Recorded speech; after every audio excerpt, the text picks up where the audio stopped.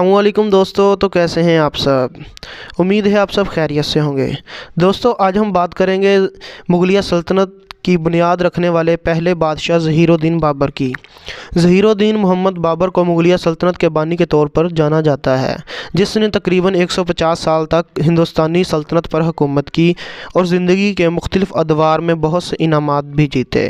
ظہیر الدین محمد بابر، جسے برصغیر میں بابر کے نام سے جانا جاتا ہے، 1483 میں عمر شیخ مرزا کے گھر پیدا ہوئے، جو کہ امیر تیمور کی 5ویں مرد اولاد اور چنگیز خان کی 15ویں اولاد میں سے تھے۔ اس طرح ظہیر الدین بابر میں وسطی ایشیا کے دو عظیم فاتحین کا خون شامل تھا، جس میں منگولوں کی خون ریزی اور ترکوں کی ہمت اور صلاحیت شامل تھی۔ ظہیر الدین بابر کی شخصیت کو دو لوگوں نے نکھارا، جن میں ایک ان کے خاندانی استاد شیخ ماجد اور دوسری ان کی دادی احسن دولت بیگم تھیں۔ ظہیر الدین بابر نے ترکی، فارسی اور شاعری اپنے استاد شیخ ماجد سے سیکھی، جبکہ انتظامیہ کا نظام سنبھالنا اپنی دادی سے سیکھا۔ 12 سال کی عمر میں ہی ان کے والد سلطان عمر شیخ مرزا کا انتقال ہو گیا اور بابر فرغانہ کا بادشاہ بن گیا۔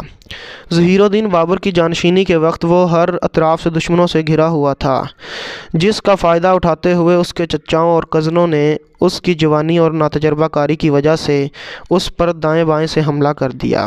اپنی تجربہ کار اور عقل مند دادی احسن دولت خانم کی مدد سے اس نے اپنی تاج پوشی کی رسم کو جلد ہی سر انجام دے کر اپنے گھر کو محفوظ کر لیا۔ پھر اس نے اپنے ملک کو غیر ملکیوں سے بچانے کے لیے خود کا مخاطب کیا اور سب سے پہلے اپنے چچا کو خط بھیجا کہ فرغانہ کے علاقے کو بابر کے کنٹرول میں دے دیا جائے، لیکن انہوں نے اس خط کو مسترد کر دیا، جس کے نتیجے میں جنگ ہوئی، جس میں احمد مرزا کو سمرقند کی طرف پسپائی ہوئی۔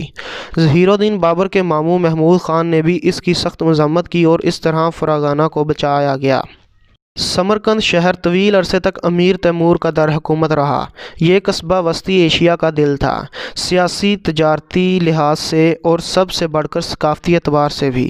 اس دور حکومت میں اپنے آباء و اجداد کے تخت پر بیٹھنے کی ظہیر الدین بابر کے دل میں بڑی تڑپ تھی۔ جب ان کے چچا احمد مرزا جولائی 1454 میں وفات پا گئے تو ان کے بیٹوں میں تخت پر بیٹھنے کے لیے خانہ جنگی شروع ہو گئی۔ اس خانہ جنگی میں بابر کو سمرقند فتح کرنے کا موقع ملا، لیکن اس کی یہ کوشش ناکام رہی۔ اگلے سال بابر نے دوسری کوشش کی، جس میں وہ کامیاب ہو گیا۔ اس طرح بابر اپنے آباء و اجداد کے تخت پر بیٹھ گیا اور اسے زندگی کی امنگ کا احساس ہوا، لیکن وہ 100 دن کی حکمرانی کرنے کے بعد اپنا سرمایہ ترک کرنے پر مجبور ہو گیا۔ اسے سمرقند میں بیماری محسوس ہونے لگی اور اس بیماری کی خبر فرغانہ تک پہنچ چکی تھی، جہاں اس کے خلاف بغاوت پھوٹ پڑی۔ جب وہ نازیاب ہوا تو بغاوت کو دبانے کے لیے وہ فرغانہ کی طرف بڑھا، تو اسے خبر ملی کہ اس کا دارالحکومت اندیجان پہلے ہی باغیوں کے ہاتھ میں چلا گیا ہے۔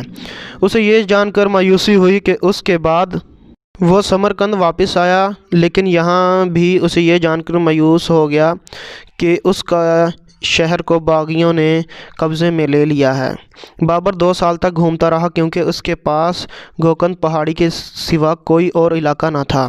اس کے پیروکاروں کی تعداد اس مقام پر کم ہو گئی تھی۔ اسے عظیم منگول خان سلطان احمد کی مہمان نوازی کی تلاش میں حصار سے اپنا لگام موڑنا پڑا۔ اس نے سمرقند کے لیے ایک موقع لینے کا فیصلہ لیا، جہاں ازبک فاتح کے خلاف بڑی بے چینی پیدا ہوئی۔ ایک تاریخ رات میں اس کے پیروکاروں نے اسے اور اس کے ساتھیوں کو شہر میں داخل کر دیا اور ان کی مدد سے اس نے ازبک خان کے خلاف بغاوت کی۔ اس کے نتیجے میں شیبانی خان کو شکست ہوئی تو بابر کی خوشی کی کوئی انتہا نہ تھی۔ اس نے اپنی فتح کا جشن اپنے دونوں چچاؤں کی بیٹیوں سے شادی کر کر منایا، جنہوں نے سمرقند پر حکومت کی تھی۔ اپنے انتقام کی آگ میں جلتے ہوئے شیبانی خان نے اپنی فوج کو آخری معرکے کے لیے منظم کیا۔ جب 1501 میں بابر سمرقند سے باہر گیا تو سری پل کے مقام پر ایک اچھا خاصا مقابلہ ہوا، جس میں بابر غیر مطمئن سمرقند محاصرے میں آ گیا۔ यहाँ तक कि लोग फाके करने लगे। जब बाबर ने शहर को बचाने के लिए अपनी सारी उम्मीदें ख़त्म होती देखीं तो बाबर ने एक मुआहदा करके शहर उनके हवाले कर दिया। 1503 में बाबर और उसके मामू ने फरागाना को फ़तह करने की दूसरी कोशिश की पर नाकाम रहे।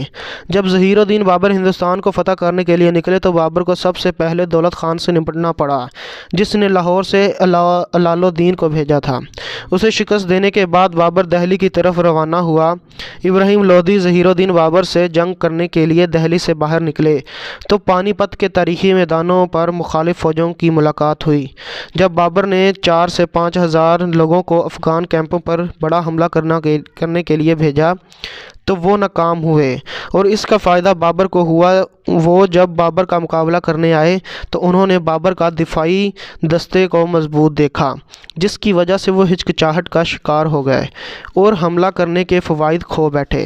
बाबर ने दुश्मनों की हिचकिचाहट का फ़ायदा उठाया और अपने आदमियों को जारहाना अंदाज़ अपनाने का हुक्म दिया, जिसके नतीजे में बाबर की ताकत और फ़ौजी जनरलशिप ने वो दिन जीत लिया और इब्राहिम लोदी दिलेरी से लड़ता हुआ मारा गया। पानीपत की फ़तह ने बाबर को हिंदुस्तान का हुक्मरान नहीं बनाया।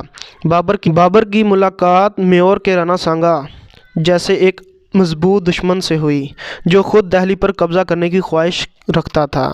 जब 1527 में राणा सांगा ने अपनी बड़ी फ़ौज को तरक्की दी तो बाबर ने भी फतेहपुर सैकरी को तरक्की दी और इस तरक्की में बाबर को राजपूतों ने शिकस्त दी।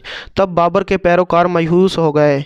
तब बाबर ने अपनी कायदाना सलाहियतों का इस्तेमाल करते हुए अपनी फ़ौज के मजहबी शौक़ को बड़ा करने का फ़ैसला किया और शराब के कप तोड़ने का हुक्म दिया। उसने अपने गुज़िश्ता गुनाहों से तौबा की और अपनी बाकी ज़िंदगी के लिए शराब छोड़ने का वादा किया।